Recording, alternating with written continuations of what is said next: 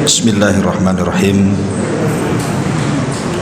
Assalamualaikum warahmatullahi wabarakatuh. Alhamdulillah wassalatu wassalamu ala Rasulillah wa ala alihi wa sahbihi wa mawalah wa la hawla wa la quwata illa billahi wa ba'd.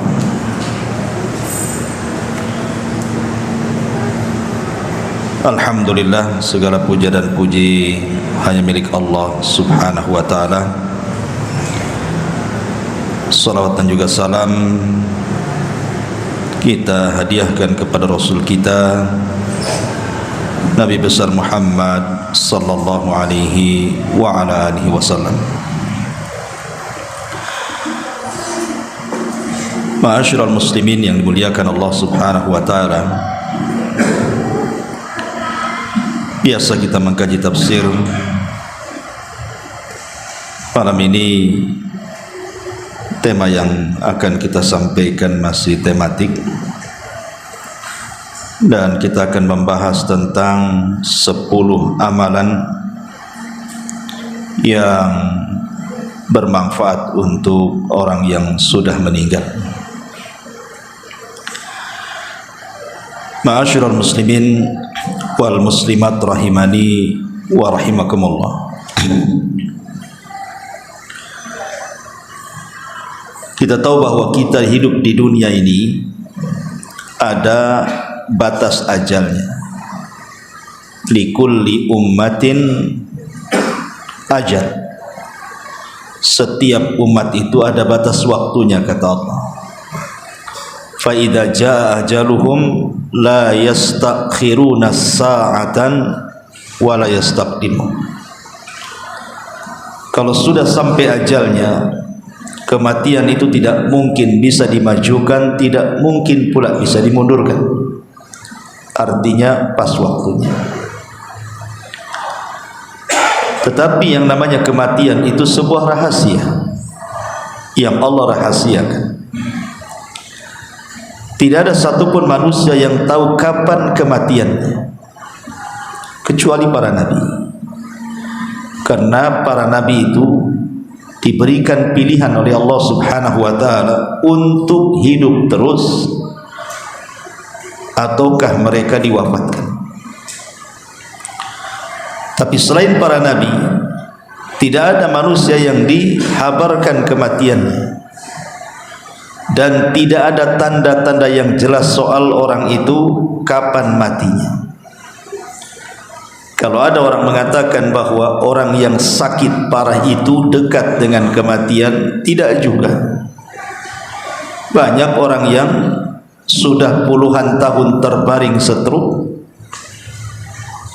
kemudian tiba-tiba yang mati bukan yang stroke, yang jaganya yang mati itu kecapean. Yang stroke-nya udah karuan capek gitu. Yang jaganya pula mati duluan. Mungkin yang stroke-nya masih muda, yang jaganya udah nenek-nenek. Apalagi kalau kita melihat sensus hari ini, kematian di zaman sekarang jadi tidak mengenal usia. Kematian di zaman sekarang ini tidak mengenal usia. Kalau dulu, zaman dulu umumnya ya, walaupun tua itu bukan tanda mati, tapi umumnya orang tua itu sudah dekat dengan kematian. Karena umat Muhammad sallallahu alaihi wasallam ini terbatasi usianya, dekat-dekat usia nabinya, antara 60 sampai 70 tahun saja. Kalaupun lewat ya sedikit. Tetapi bukan berarti kemudian yang muda-muda pun tidak cepat mati. Buktinya sekarang yang muda lebih banyak mati kan. Karena yang trek-trekan di jalan itu tidak ada kakek-kakek. Kalau ada kakek-kakek trek-trekan itu viral biasanya. Langsung tuh dipanggil ke stasiun televisi. Mungkin dia kepala gengnya. Tapi lihat yang mati itu rata-rata anak-anak kecil kan, anak tanggung. Imma ditabrak atau nabrak. Dari sini kita tahu bahwa tidak ada yang tahu kematian kita itu. Artinya kematian itu rahasia. Kenapa Allah rahasiakan? Maka hikmah dirahasiakan kematian itu supaya kita persiapan. Tetapi banyak orang-orang yang tidak persiapan, sehingga mereka menyesal saat kematiannya, dan mereka pun mengatakan dalam kuburnya, ya laitani, ataupun laula akhartani ila ajalin qarib la asaddaq wa aku minas salihin. Duhai kiranya aku bisa dikembalikan sesaat saja ke bumi, pasti aku akan bersedekah dan aku akan bergabung dengan orang-orang saleh. Tapi apa gunanya? Tidak ada gunanya. Karena orang yang sudah mati itu terputus amalannya. Dia tidak bisa sholat dalam kubur, dia tidak bisa sedekah dalam kubur, dia tidak bisa baca Quran dalam kubur. Tidak ada amalan dalam kubur itu, yang ada pertanggungjawaban. Sehingga orang-orang yang masih hiduplah yang bisa menolong mereka. Dengan cara apa? Menghantarkan pahala-pahala amalan untuk orang-orang yang sudah meninggal. Kemarin ada yang telepon saya, anak muda dari Aceh, itu dari mana? Dia telepon saya. Pas nelpon kok nangis dia, nangis gitu ya. Saya bilang, ada apa kok nangis? Dia bilang ibunya meninggal. Kemudian dia bercerita, dulunya dia itu anak yang durhaka kononnya, tidak pernah berbakti dengan orang tuanya, sudah tidak pernah sholat, terkena pergaulan bebas, durhaka pula sama orang tuanya. Jadi setelah orang tuanya meninggal dalam beberapa bulan begitu, Allah subhanahu wa ta'ala berikan hidayah, dia hijrah. Mulai dia sholat, ngaji, tahu pula bagaimana hukum birrul walidain. Disitulah dia terasa. Baru dia sadar ketika orang tuanya masih hidup dia durhakai, ketika sudah meninggal mau berbuat baik. Itulah kadang-kadang kita seperti itu. Tetapi apakah kemudian anak yang seperti ini tidak bisa berbuat baik kepada orang yang sudah meninggal dari orang tuanya? Agama tidak menyempitkan masalah. Di sana ada amalan-amalan yang kalau seandainya di masa hidup orang tua itu kita tidak bisa berbuat baik, maka saat kematiannya ada amalan-amalan yang bisa kita berbuat baik kepada mereka. Tetapi jangan nunggu orang tua mati, karena amalan kita kepada orang tua yang hidup jauh lebih besar pahalanya, lebih manfaat lagi kepada orang tua dibandingkan sesudah kematiannya. Ma'asyiral muslimin yang dimuliakan Allah Azza wa Jalla, tidak banyak mukadimah. Yang pertama, amalan yang bermanfaat untuk orang mati adalah ad-du'a wal istighfar. Berdoa dan mintakan ampun akan dosa-dosa orang-orang yang sudah meninggalkan kita. Dan itu disyaratkan di dalam Al-Qur'anul Karim, di mana Allah Subhanahu wa taala mengatakan walladzina ja'u min ba'dihim yaquluna rabbana ighfir lana wa li ikhwanina alladzina sabaquna bil iman wa la taj'al fi qulubina ghillan lil ladzina amanu rabbana innaka ra'ufur rahim. Dan orang-orang yang datang setelah mereka berkata, ya Rabb kami, ampunilah dosa-dosa kami dan dosa saudara-saudara kami yang telah mendahului kami dari keimanan. Kalimat ini menunjukkan apa? Ada anjuran kita mendoakan saudara-saudara kita yang sudah dahulu meninggalkan kita. Makanya kalau antum ziarah kubur, antum ziarah kubur nggak yakin antum. Antum kalau ke kuburan itu kalau ada orang mati aja. Kalau sengaja ziarah kubur itu nggak yakin buka-buka antum. Nabi SAW itu ziarah kubur malam-malam, ikhwan. Ya, Aisyah radhiyallahu anha pernah bercerita ketika di malam hari Rasul hilang di samping samping dia, dicari-cari rupanya ada di Bakia, sedang mendoakan orang-orang Bakia. Antum kayak Nabi, malam-malam ketemu yang sudah. Jangan bawa kawan, sendiri aja. Nanti antum lihat bendera partai di situ warna putih berkibar-kibar. Ma'asyiral muslimin yang dimuliakan Allah Azza wa Jalla. Jadi ziarah kubur itu manfaatnya dua. Ziarah kubur itu manfaatnya dua. Manfaat yang pertama kembali kepada kita yang berziarah. Dan manfaat yang kedua kembali kepada orang yang ada di kubur itu. Ingat, jadi ziarah kubur itu dua manfaat. Manfaat kembali kepada kita yang berziarah dan juga manfaat kepada orang yang ada di kubur. Adapun manfaat untuk kita, sebagaimana Nabi SAW mengatakan, kuntu nahaitukum an ziyaratil kubur fazuruha fa innaha tudzakirukumul akhirah.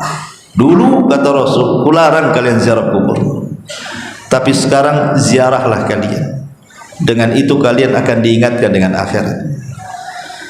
Dari sini kita tahu faedah ziarah kubur apa? Untuk mengingat akhirat, dengan kata lain melembutkan hati. Antum yang keras-keras hati ziarah kubur. Kemudian yang kedua, manfaat untuk orang mati. Karena di antara yang disyariatkan, yang jelas-jelas disyariatkan ya, ziarah kubur itu dua.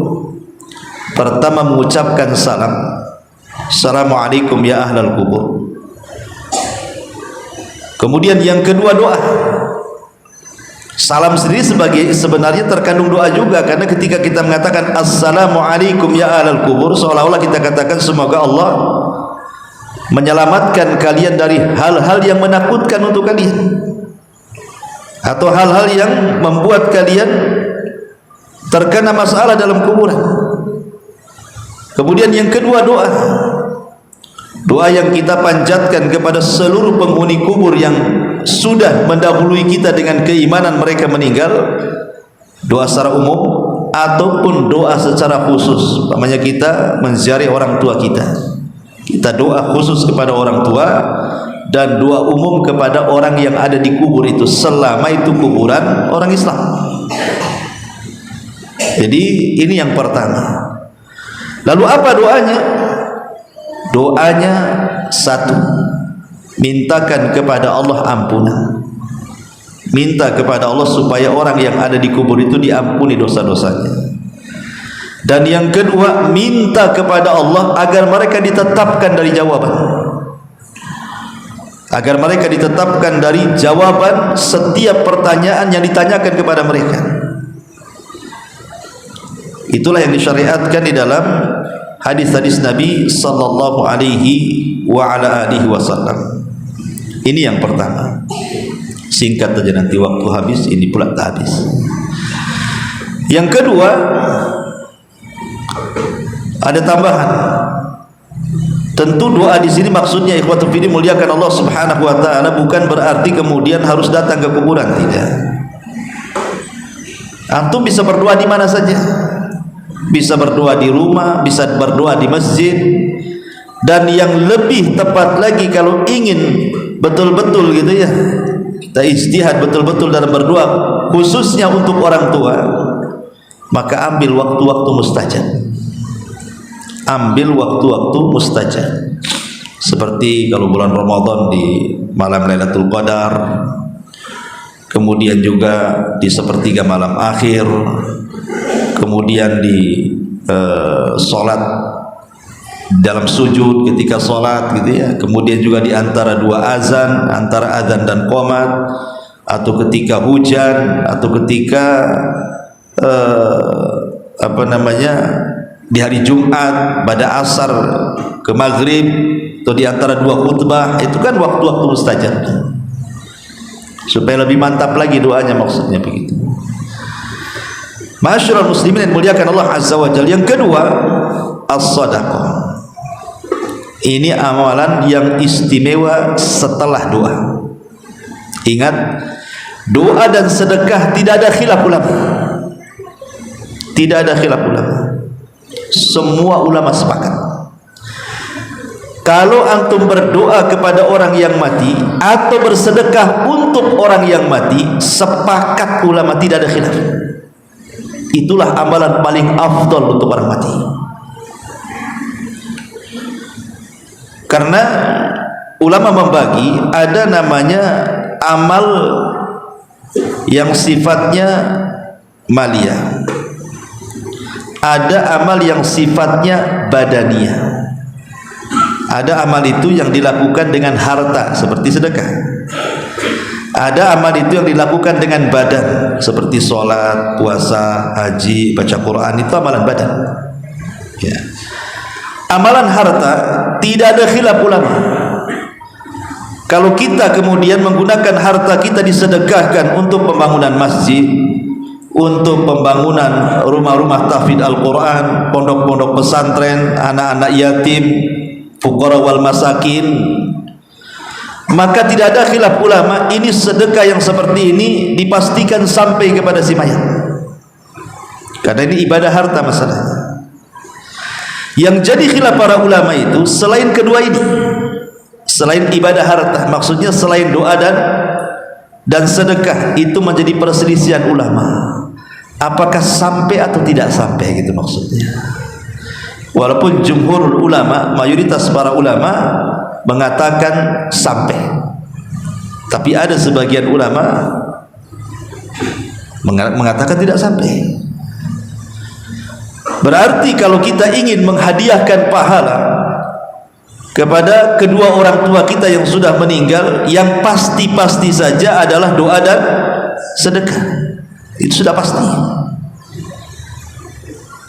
Ma'asyiral muslimin yang dimuliakan Allah Subhanahu wa taala, adapun dalil sedekah ini riwayat Ahmad dan Muslim dari hadis Abi Hurairah radhiyallahu anhu, anna rajulan qala lin nabi sallallahu alaihi wasallam, inna abi mata wa taraka malan wa lam yusib. Wahai Abu Hurairah mengatakan, seorang laki-laki berkata kepada Nabi sallallahu alaihi wasallam, ya Rasul, bapakku meninggal dan meninggalkan harta, dan dia tidak berwasiat. Dia tidak berwasiat. Seandainya aku sedekahkan harta ini, apakah sampai kepada bapak yang meninggal? Kata Nabi SAW, na'am, ya, sampai.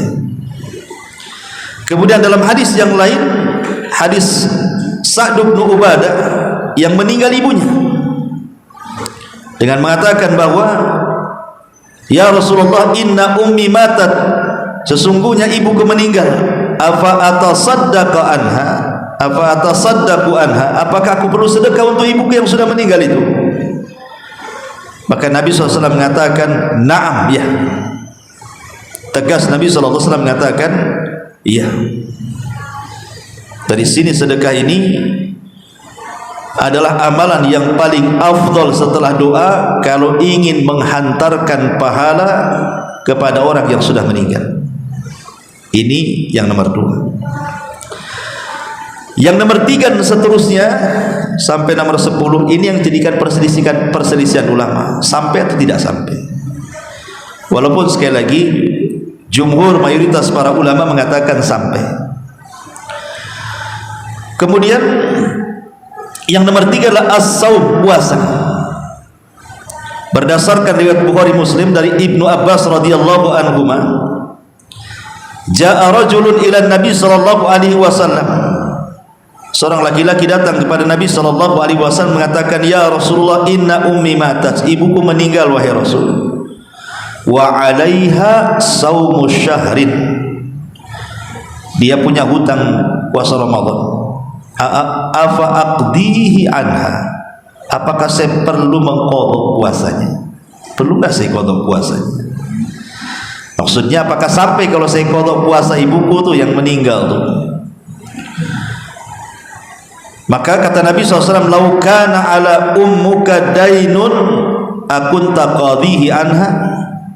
Sekarang saya tanya, kata Rasul, seandainya orang tua punya hutang di dunia ini, apakah akan bayar hutang itu? Dia mengatakan, ya. Fadainullah ahaqqu an yuqda, tentu hutang kepada Allah lebih berhak dibayar. Kalau hutang kepada manusia saja ibumu punya hutang kau bayar, Kalau dia punya hutang kepada Allah puasa Ramadan berarti lebih dibayar lagi, gitu maksudnya. Ma'asyiral muslimin yang dimuliakan Allah Azza wa Jalla. Tetapi ada beberapa keterangan para ulama ketika para ulama membahas tentang hadis Nabi sallallahu alaihi wasallam, di mana Nabi SAW mengatakan, man mata wa alaihi siyam sama anhu waliyuh. Barang siapa yang mati dan dia punya hutang puasa, maka wali yang mempuasakannya, ahli waris yang mempuasakannya. Apakah yang dimaksud orang yang mati kemudian berpuasa ini? Maksudnya puasa nazar. Karena ada sebagian ulama mengatakan yang dimaksud puasa nazar, Ramadan tidak masuk. Tetapi ulama yang lain mengatakan tidak, hadis ini umum. Berarti puasa apapun, apakah puasa Ramadan, apakah puasa kafarah, apakah puasa nazar, berarti masuk dalam hadis Nabi sallallahu alaihi wasallam, man mata wa alaihi siyam sama anhu waliyuh, kecuali puasa sunnah. Kalau puasa sunnah ya tidak perlu diqadha. Umpamanya ibunya tidak pernah Senin Kamis, antum buatkan Senin Kamis. Nah, berapa tahun kan puasa sunnah? Ini kan puasa wajib maksudnya. Bukan bicara puasa sunnah tidak ada ya. Dan itu yang rajih wallahu a'lam. Cuman para ulama mengatakan dilihat kalau seandainya orang tuanya sebelum meninggal itu memang orang tuanya sudah sakit parah dan tidak diharapkan kesembuhannya, atau ketika dia meninggal dia dalam kondisi safar, kemudian sakit parah, kemudian meninggal, ataupun dia sudah tua, kan sudah tua banget gitu ya, kemudian sakit, kemudian meninggal. Maka yang seperti ini kalau seandainya dia tidak puasa Ramadan, bukan diganti dengan puasa, tapi diganti dengan fidyah. Ingat ya, diganti dengan fidyah. Karena di masa dia hidup saja dia tidak sanggup puasa. Di masa hidup dia tidak sanggup puasa. Orang yang kata dokter divonis kamu sakit dan tidak mungkin sembuh, maka orang begini tidak perlu puasa, jelas tidak akan sanggup bayar fidyah. Atau sudah tua renta sekali, dia tidak sanggup, tidak punya kesanggupan untuk berpuasa, kemudian sakit meninggal, maka orang yang sudah tua renta tidak sanggup puasa bayar fidyah. Artinya ketika di dunia dia mengharuskan bayar fidyah dan tidak mengharuskan puasa, maka ketika meninggal juga sama. Berarti walinya cukup bayarkan fidyah saja. Tapi kalau meninggalnya bukan karena dua perkara tadi, memang ketika meninggal dia sanggup puasa, tiba-tiba kemudian sakit, ya kan, meninggal kan itu ya, maka orang ini walinya harus mempuasakan. Dan kalau punya anak pamannya 30 anak, banyak kali Ustaz, mungkin istrinya 4 kan itu ya, tinggal dibagi aja satu-satu kan, selesai 30 hari itu, bagi 30 kan, 30 anak, kamu sehari kan, selesai. Itu enaknya kalau banyak anak tuh. Kalau satu anak ya stres itu, sebulan lah anaknya dia harus puasa untuk bapaknya kan itu. Ma'asyiral muslimin yang dimuliakan Allah Azza wa Jalla. Taib ini bicara soal puasa. Kemudian yang nomor 4. Yang nomor 4 haji. Al-Imam Al-Bukhari meriwayatkan sebuah hadis dari Ibnu Abbas radhiyallahu anhuma. Anna imra'atan min Juhainata ja'at ila Nabi sallallahu alaihi wasallam faqalat inna ummi nadarat an tahujja falam tahuj hatta matat afa hujju anha. Ada seorang wanita dari kabilah Juhainah datang kepada Rasul dan mengatakan, Rasul, ibuku dulu nazar haji, belum sampai haji meninggal pula dia. Apakah saya boleh menghajikan ibuku? Boleh enggak saya menghajikan ibuku? Maka Nabi SAW mengatakan, hujji anha, hajilah kamu, hajilah kamu. Kemudian dia mengatakan, ara'aita law kana ala ummika dainun akunta qadaitihi. Bagaimana sekiranya anggaplah orang tua masih hidup, kemudian punya utang uang, kau bayar enggak? Ya dibayar wahai Rasul. Begitu juga ketika dia punya hutang kepada Allah, maka Allah ahaqqu bil qadha, lebih berhak untuk dibayar. Haji kamu. Ma'asyiral muslimin yang muliakan Allah Subhanahu wa taala, permasalahan haji ini juga perlu diketahui, ya. Ada dua permasalahan yang perlu antum tahu. Yang pertama, kalau seandainya orang yang meninggal, orang tua yang meninggal ini, kita punya orang tua meninggal kemudian bernadar haji. Kalau dia memang orang kaya, ikhwan, memang dia punya harta, memang pengen haji, harta banyak, tetapi ketika hendak mau haji Allah takdirkan meninggal pula dia, tidak sempat, maka walinya wajib menghajikan. Karena orang tuanya semasa hidupnya kaya, mampu haji, maka walinya wajib menghajikan. Tapi kalau orang tuanya fakir, orang tuanya memang nggak punya uang, fakir, jangan lagi bicara haji, makan aja sulit, kemudian bernadar untuk haji, maka anak tidak wajib menghajikan. Kalaupun anak menghajikan, nazar orang tuanya sekedar tabarruk saja, berbuat baik anak kepada orang tua, tapi bukan kewajiban. Itu paham ya? Jadi kalau seandainya selama orang tuanya kaya, banyak duit, meninggal, nazar haji, wajib anaknya menghajikan. Itu pun syaratnya dia harus haji dulu, baru kemudian menghajikan orang tuanya. Tapi kalau orang tuanya fakir, maka tidak wajib menghajikan. Tapi kalau mau menghajikan hanya sekedar tabarruk, berbuat baik layaknya, ya gimana lah anak ingin berbuat baik sama orang tua gitu ya, tapi tidak wajib. Ma'asyiral muslimin yang dimuliakan Allah Azza wa Jalla, ini ibadah haji berarti sudah berapa itu? Udah 5, sekarang 6 ya, 5 sekarang ya. Antum nyatatnya gimana? 10 ya. Baik, kemudian yang nomor 5 sekarang qadha'u nadrihi. Orang tua bernadar tapi bukan haji, nadar yang lain. Kan nadar itu macam-macam ya, nadar itu kan macam-macam. Mungkin orang tuanya mengatakan kalau anaknya sembuh yang si bungsu, maka saya akan bersedekah, pamai begitu kan? Betul-betul anak si bungsunya sembuh dari penyakit, dia pula yang mati. Itu kan nazar juga gitu kan? Nazar macam-macam, entah nazarnya bersedekah atau nazarnya ibadah tertentu, ya kan? Maka permasalahan nazar ini juga ada dua macam. Kalau dia ketika masih hidup nazarnya adalah berkaitan dengan harta, yang dinadari itu adalah harta, seperti tadi ingin bersedekah ke pesantren, ke masjid gitu kan nazarnya, ya kan? Maka ulama mengatakan anak harus mengikuti nazar orang tuanya.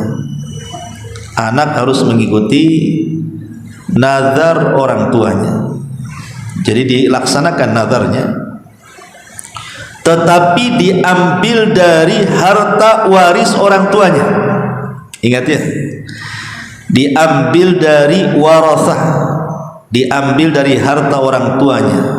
Kalau dia ingkana taraka malan, kalau dia meninggalkan harta, karena ini bagian daripada hutang masalahnya kan.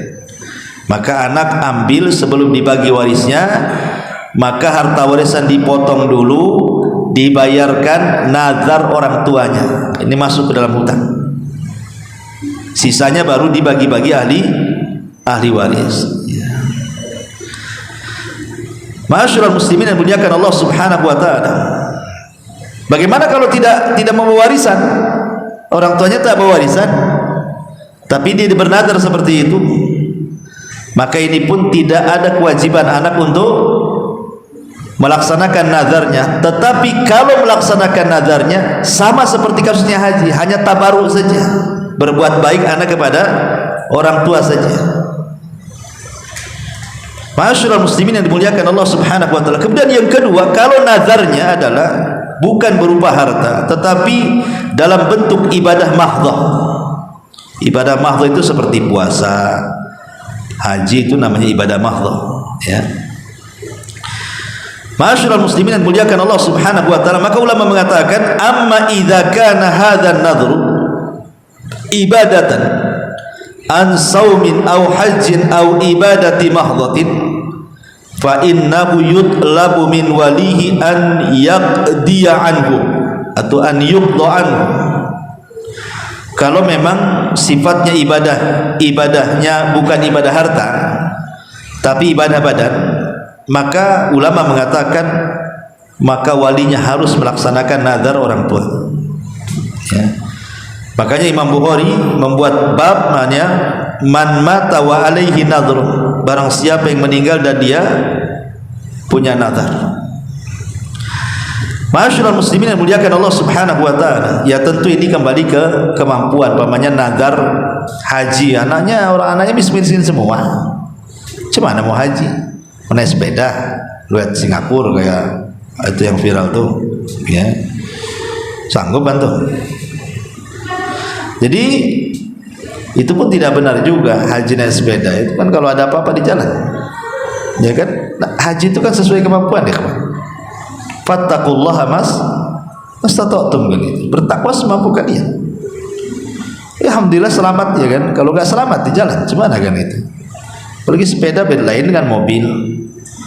Ya, mobil tuh hujan tak kehujanan, panas kepanasan. Sepeda ini sepeda-sepedanya kehujanan, kepanasan, kan itu, debu macam-macam. Ya kita hargailah orang-orang yang kesana, tapi nggak perlu antum tiru lah. Ya. Jangan ke Mekah, antum ke Jabal Uhud aja ngos-ngosannya sepeda. Ketiban dari sini aja ngos-ngosan, ya. Kemudian yang keenam, kurban. Kurban sering saya jelaskan.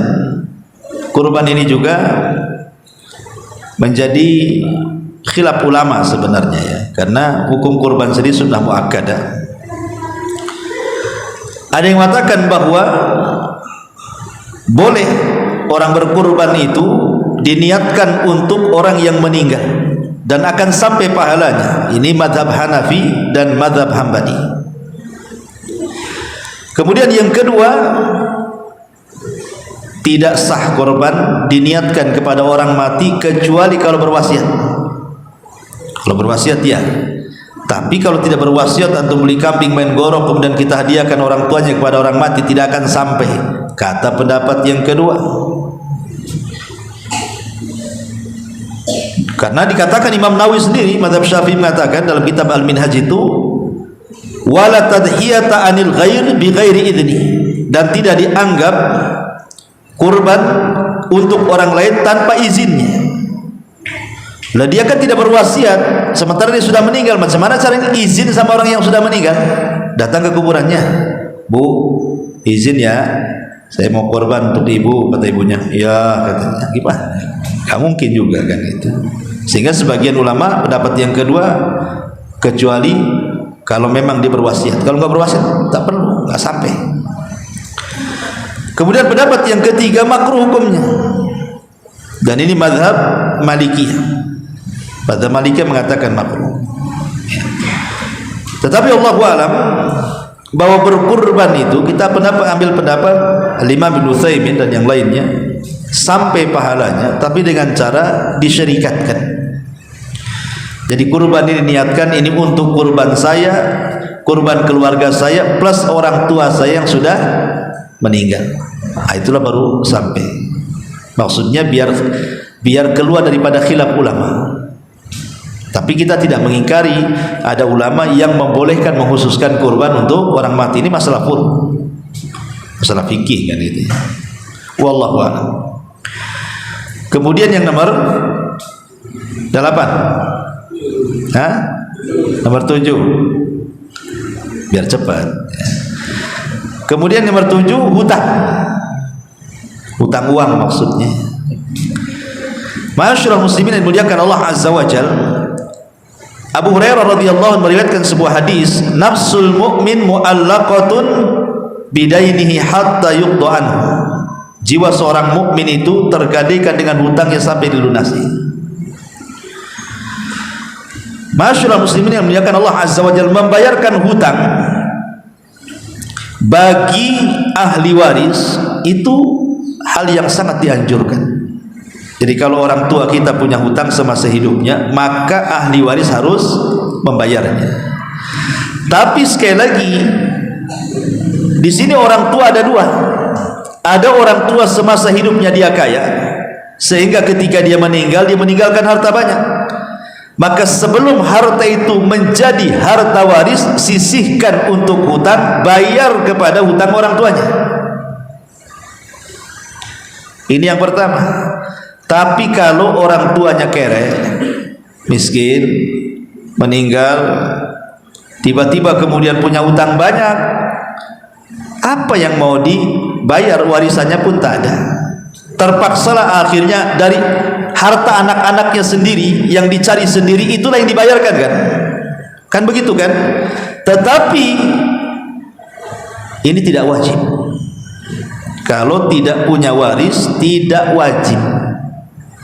Tapi kalau anak ingin membayarkan hutang orang tuanya dari kekayaannya yang ia cari sendiri, maka itu sifatnya kembali kepada tabarruk. Nah, seperti yang tadi saya jelaskan di awal, sifatnya berbuat baik anak kepada orang tua. Karena ada hadis ini mengatakan, kasihan orang tua saya, gara-gara hutang akhirnya dia hutangnya sampai kuburan, kan? Berarti kita kasihan sebagai anak, ingin birrul walidain, maka dibayarkan dengan harta kita untuk hutang orang tuanya. Tapi tidak wajib. Yang wajib itu diambil dari harta waris. Paham sampai di sini? Nah, taib, ya. Ini yang nomor 7. Kemudian yang nomor 8. Ma'asyiral muslimin yang muliakan Allah Subhanahu wa taala. Yang nomor 8 adalah hadis Nabi sallallahu alaihi wasallam, mimma yalhaqul mu'min min amalihi wa hasanatihi ba'da mautihi ilman 'allamahu wa nasharahu aw waladan salihan tarakahu aw mushafan warathahu aw masjidan banahu aw baitan banahu libni sabil aw nahran ajrahu aw sadaqatan akhrajaha min malihi fi sihhatihi wa hayatihi talhaquhu min ba'di mautihi, yang akan mengantarkan amalan kepada orang yang beriman setelah kematiannya. Pertama, ilmu yang disebar semasa hidupnya. Ilmu yang disebar semasa hidupnya. Yang kedua, anak soleh yang ditinggalkan. Yang ketiga, mushaf yang diwakafkan. Yang keempat, masjid yang dibangunnya.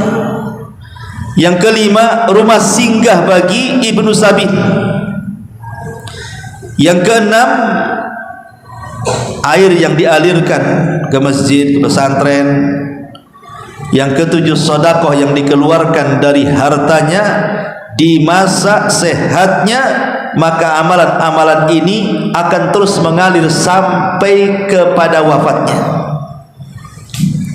Lihat, enak ya. Makanya seorang mukmin al-kayyisu, orang mukmin cerdas itu adalah orang yang memilih amalan-amalan yang kalau dia mati, amalan-amalan itu ngalir terus. Kalau dia mati itu amalan-amalan itu ngalir terus. Harus cerdas. Ma'asyiral muslimin yang muliakan Allah azza wa jalla. Ini yang nomor 8. Nomor 9-nya hadis dari Abu Hurairah yang ma'ruf, kita sering dengar. Idza mata ibnu Adam in qata'a amaluhu illa min salasin, sadaqatin jariyah aw ilmin yuntafa'u bihi aw waladin salihin yad'ulahu. Apabila anak Adam meninggal dunia, tidak terputuslah amalannya kecuali 3 perkara: sedekah yang mengalir, ilmu yang bermanfaat, anak soleh yang mendoakannya. Ya, hadis ini juga mungkin masuk juga pada hadis yang ke-8, kan. Tetapi yang jadi polemik para ulama adalah yang terakhir, yang nomor 10, tentang baca Quran. Sudah Isya. Sedikit saja masalah baca Quran. Ulama berselisih pendapat tentang menghadiahkan bacaan Al-Quran, entah surah Al-Fatihah, entah Al-Baqarah, entah apa, terserah, yang penting Quran kan itu. Ya, antum harus membedakan antara baca Quran di kuburan dengan mengirimkan pahala bacaan Quran untuk orang yang dikubur. Kan beda tuh. Kalau antum baca Quran datang ke kuburan, itu beda. Ya, dengan antum baca di rumah, baca di masjid, menghadiahkan pahala Quran ke orang yang dikubur. Adapun baca Quran di kuburan, wallahu a'lam, saya tidak pernah mendapatkan dalilnya. Ya, tidak mendapatkan dalilnya. Yang jadi khilaf para ulama itu adalah kalau antum baca Quran di masjid, di rumah, kemudian dihadiahkan pahalanya untuk orang mati, ini yang menjadi khilaf para ulama. Ada yang mengatakan sampai, ada yang mengatakan tidak sampai. Ada yang mengatakan sampai, ada yang mengatakan tidak sampai. Tapi ranahnya tidak sampai bid'ah. Kenapa? Karena ini masalah furu', masalah furu'. Ya. Tetapi maksudnya begini ikhwan, yang dibolehkan para ulama itu adalah tawassul dengan amal soleh.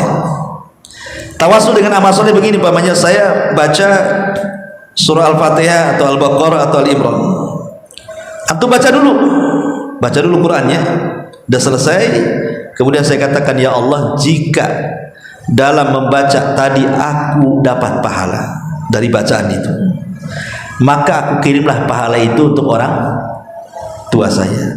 Berarti yang dikirim itu bukan bacaannya, tapi pahala bacaannya. Itu yang disebut dengan tawasul bi amalin saleh, tawasul dengan amal saleh.